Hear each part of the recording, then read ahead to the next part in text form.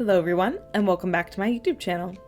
In today's video, I'm going to be taking these 3 difficult stitches and breaking them down on a beginner's level. So each and every one of these, the front post, back post, the magic ring, and the mesh windows, are going to have these very slow step-by-step processes so you guys can get better at making them. If you like this video, be sure to like and subscribe for more tutorials just like this. So we're going to be starting with the magic ring. Then we're going to move on to our mesh, then finally finish with our front post and back post. And for your materials, you'll need a hook of any size. A lower weight yarn is preferable, and if you're really new to these, I recommend having a stitch marker or a bobby pin, but that's totally up to you. So we are going to get started with the magic ring.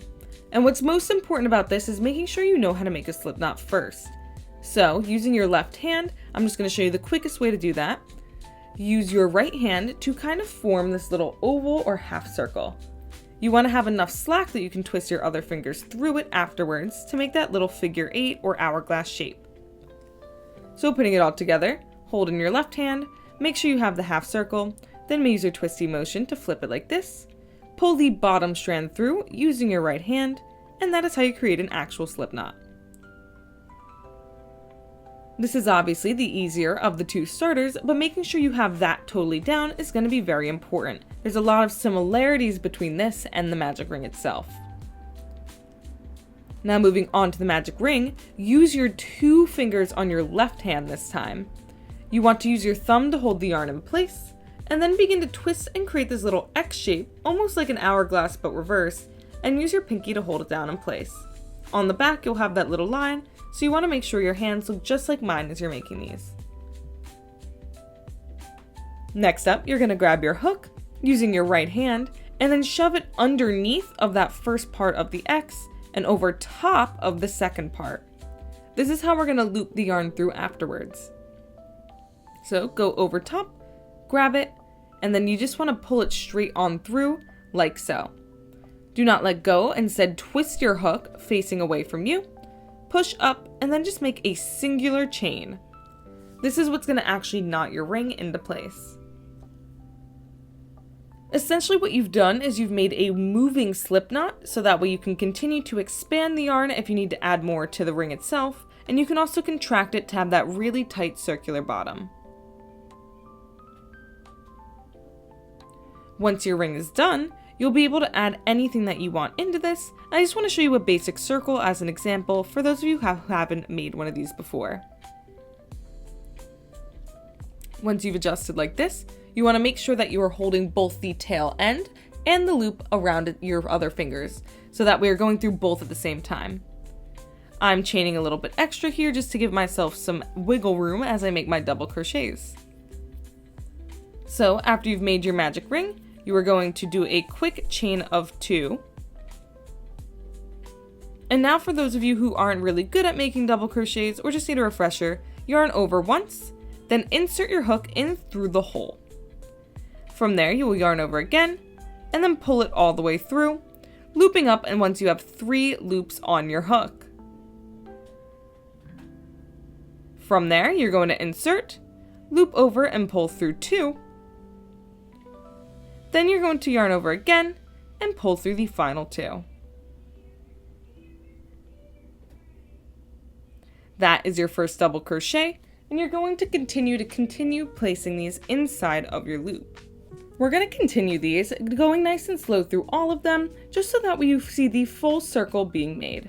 I just want to show you the whole process so you don't get lost. Making another double crochet, same exact steps, yarning over, pushing through the hole, yarn over and pull through until you have 3 loops on your hook, yarn over and pull through 2, and then yarn over and pull through 2 more. As you can see, they're going to start to curve even just sitting up the way they are, with just 2 of them on here. But the more you add, the more curved and circle-like it'll become. So continue making another double crochet here.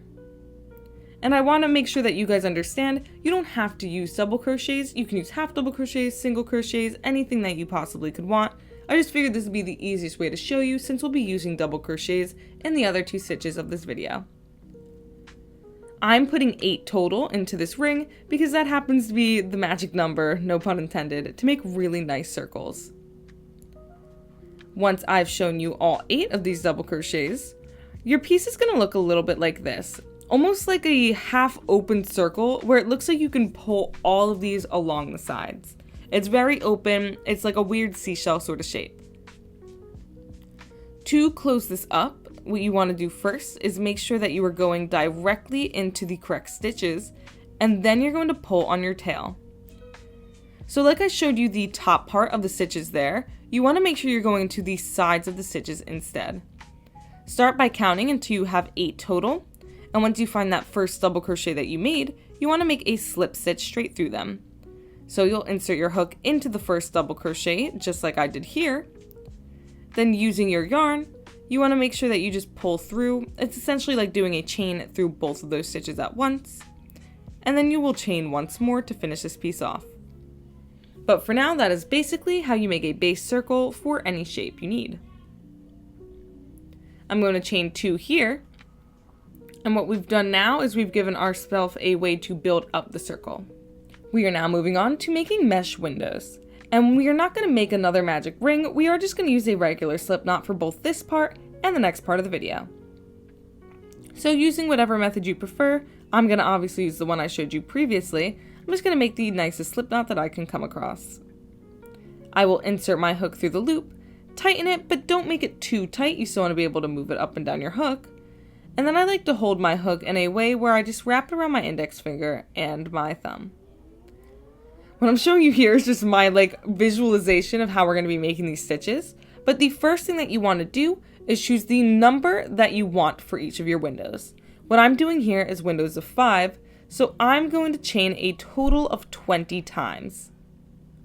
I'm obviously using any multiple of 5, but you could use a multiple of 2, multiple of 3. You just need to make sure you know what number you're doing at the start, so that way when you're making your windows, you know how much you need to chain. That'll make more sense in a second once we get to that part. But if you're just doing what I'm doing here, we're going to have these longer rectangular windows, so we're doing multiples of 5. Once you have your chain, however long that may be, I'm obviously doing 20 like I said. To make it a little bit easier on you guys to see, I'm going to grab a stitch marker and place it into this 20th chain. Doing it this way is going to make it really easy for me to show you guys later on where we're going to be reinserting our hook. But for now, once we've actually finished it, the next step is to make 2 chains which are going to function as the top of a double crochet. Basically, that's our corner where it's going to stand upright afterwards. What we need to do now is chain 5 more, or whatever multiple you used, before we make our first double crochet. So if you're doing multiples of 5, to start your first box, you will chain the length you want, then chain an extra 7. From here, go to your stitch marker and carefully count 5 backwards. So if you did 20 like I did here, I'm going to count backwards through stitches 19, 18, 17, 16, so I can make my first double crochet into the 15th stitch. So I'm going to make my double crochet normally, starting by yarning over, and then I'm just recounting because I totally lost my spot when I did my double crochet. Once I know the stitch that I'm going into, I'm just going to place a quick and easy double crochet directly into that chain. Be careful here, sometimes your double crochets can get unwound a bit for your first part of the row, but it stays much better as you go on. But as you guys can see here, our first window is totally complete. What you'll be doing now is chaining 5 each time before your next double crochet. You obviously don't need that chain of 2 anymore because you already have the height there. And then again, if you're not doing a multiple of 5, you'd use whatever number you did. So I chain 5, count backwards through 5 stitches, and then I place my next double crochet to make my next window. And again, we're just taking this nice and easy and gently so everything lines up perfectly. These boxes should be almost the exact same size, but if they're a little bit different, don't worry about it. Continue with that same pattern, chaining 5, finding where you need to put your double crochet, and inserting it through.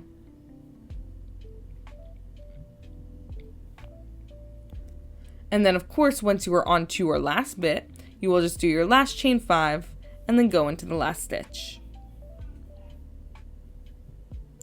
So again, take your time as you're doing this part. You want to make sure that everything is counted correctly or you're going to have uneven boxes. While that's not too big of a deal, it might be if you're making pieces to sell or making gifts and you just want everything to look perfect. So your first row should look like this, no matter how long it is once you're done. I'm going to remove the stitch marker just because it's in the way at this point. To start your next row, we essentially need to recreate the same steps that we did to make the first box. This is what you'll do at the start of every single row. You are going to start with your chain 2 to make up for the double crochet, and then a chain of 5 before you make your next double crochet. So essentially again, 2 plus your multiple to make that first corner. And a quick tip, if you're using single crochets or half double crochets, you'd only do a chain 1 extra instead of a chain 2, just because it's a little bit shorter in height. Once you are done, you are just going to double crochet into the previous double crochet. Everything will line up much better at this point. And from there, you're just going to make your multiples of 5, or again, whatever your number is, then double crochet into the next box. This is where your piece starts to get really quick and really easy, because you're going to be covering a ton of ground in a really short amount of time. So again, keep moving through your piece like this, and when you get to the corner here, make sure you are carefully counting your 5 or your multiple, because it's a little bit harder to see because you don't have a double crochet as a guideline here. So I'm just counting out 5, finding the spot of the corner I need to insert into, and then just making my double crochet. Again, super easy, and from this point on, to make it longer and longer, you just have to repeat those same steps. Our final stitch here is the front and back post, specifically double crochets. Now the steps stay exactly the same if you're using singles or half doubles, but these are the double crochet variations. You are again going to start with a very simple slip knot, again using whatever method you are the most comfortable with, and then insert your hook through the loop, pulling very gently because you don't want anything to be too tight. Now what I like to do to make these nice ribs is to go in groups of 2, so any multiple of 2 could work. You could also do multiples of 1, you could do multiples of any number that you want, but I like to keep mine leveled up in just 2, 2, 2, 2, 2. I think it just looks the nicest and the most like a fake rib texture. Once you have your number totally done, you can insert a stitch marker to keep your spot, or you can just leave it and remember where you're going into. I'm going to chain 2 here just to build the height for my first double crochet, and then I'm going to begin to place plain double crochets all the way through that chain, making sure my first one goes into the first stitch marker. Now obviously this is the easiest part, there's no counting or anything special involved, you are just going to double crochet all the way across. This should be pretty simple if you know how to crochet at this point, just doing regular doubles, but if not, I have another video up on my channel and a ton of shorts if you want to go through those and see if anything explains the double crochet itself a little bit better. If you go way back on my channel, I can actually put the link in the description. I have a super basic stitching overview where I teach you very slowly how to make a double crochet. But for now, I'm assuming since you clicked on this video, you do know pretty well how to make the plain double crochet itself. And again, you're just going to make them all the way down this row until you reach the very end.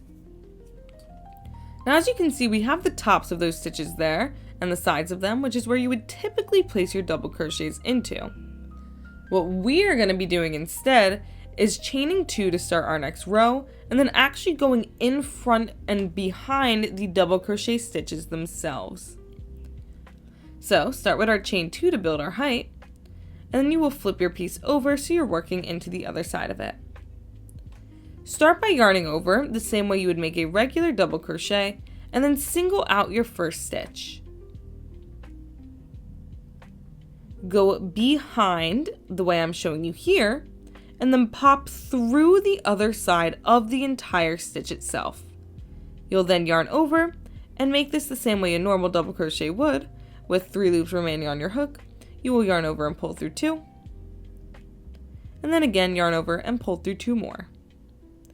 Like I said, we're doing groups of 2 here, so you're going to yarn over again and single out your second stitch, go behind, then go in front, then again yarn over and continue across with your 2s and your 2s. Now this is a front post because as you can see, it looks like the fronts of the double crochets are popping out. To make a back post, instead of going through the way we were just doing it, you're going to fully go behind the stitch like this and come out the front side, then go back behind the second side. Then again, to finish your double crochet, yarn over and pull through. Then again, yarn over and pull through 2. And yarn over and pull through 2 more. Very, very simple. You're going to keep doing it this way. For the second of the back post, go through the back, then through the front, yarn over, pull through, then pull through 2 and pull through 2 more. As you can see, the front posts are in the front, and if you flip it around, the back posts look like they're in the front. This is how you start to differentiate how each piece is going to actually look when you're looking at it. If you look at it from the top down, it's almost like a zigzag between the two. But again, because I like to keep mine in this really simple ribbed pattern, I'm just doing 2 front posts, then 2 back posts, then 2 front posts, then 2 back posts. It goes pretty quickly once you get the hang of it. It's not much slower than a normal double crochet, but it might take a little bit of work and effort those first couple times to get used to where you're actually inserting your hooks. When you reach your last stitch here, you just want to make sure you are not going through just the back of it. You want to make sure you're going like straight across, so you're not like losing out on any of your yarn. As you can see, we have that zigzag pattern, and the yarn itself is pretty stretchy. It's almost like an accordion. To make your next row, you are going to chain 2 and turn your piece around, and as you can see, the guidelines are now kind of there in your face for you to use. So if it looks like they're forward, you'll do another front post. If it looks like it's going backwards, then you'll do some back posts. And this is going to keep the stitches themselves in that perfect rib pattern as you move across your piece. You're basically just going to be going back and forth, switching the directions that you're going in with each new row. So if you start your first row with front post, and then back post, when you flip it around, it'll basically swap backwards. So if you just did a back post, your next stitch will be a front post in the next row. It's pretty simple to keep track of when you're doing it and actually have the pieces on your hand. It's very intuitive. And these are really great for heavy duty layered pieces, such as scarves and anything that you want that extra protection on. I'll use it for hems a lot too, since it has a really cute rib. Once you have made it all the way across your row, again, you can just continue to repeat these by doing a chain of 2, or you can snip your yarn and be done with your piece. But this is super cute, and it's a really easy stitch once you know how to actually do it. Thank you all so much for watching today's video. I really hope you enjoyed, and that you hit subscribe to see more tutorials like this in the future. I make videos once a week, and once a month I post a lengthy crochet tutorial, either one like this where I'm actually going through the steps, or a full-on pattern that I write and post up on my Instagram. If that's something that you're interested in, my Instagram and my Depop are both listed here. See you next week, guys. Bye-bye!